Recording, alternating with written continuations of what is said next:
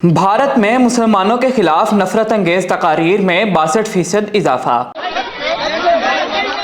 Israel गजा जंग के बाद नफरत में नुमाया इजाफा देखने को मिला। अमरीकी तहकीकी इदारे ने एक रिपोर्ट जारी की है जिसके मुताबिक 2023 के दूसरे हिस्से में भारत में मुस्लिम मुखालिफ तकारीर और नफरत में नुमाया इजाफा देखने को मिला है। रिपोर्ट के मुताबिक भारत में मुसलमानों के खिलाफ साल 2023 में कुल 668 नफरत अंगेज तकारीर के वाकयात रिकॉर्ड किए गए, जिनमें से 255 साल के पहले 6 माह में वकूअ पजीर हुए, जबकि 413 साल के बकिया 6 माह में देखने को मिले।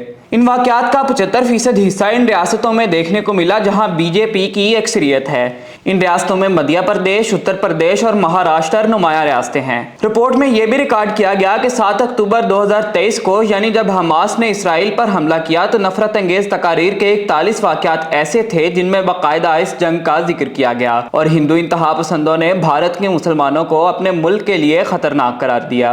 रिपोर्ट के मुताबिक गुज़िश्ता 3 माह में मुसलमानों के खिलाफ नफरत में 20% मजीद इजाफा देखने को मिला। अमरीकी तहकीकी इदारे की इस रिपोर्ट ने यह बात साबित कर दी है कि मोदी सरकार का बुनियादी एजेंडा मुसलमानों को भारत से खत्म करना है।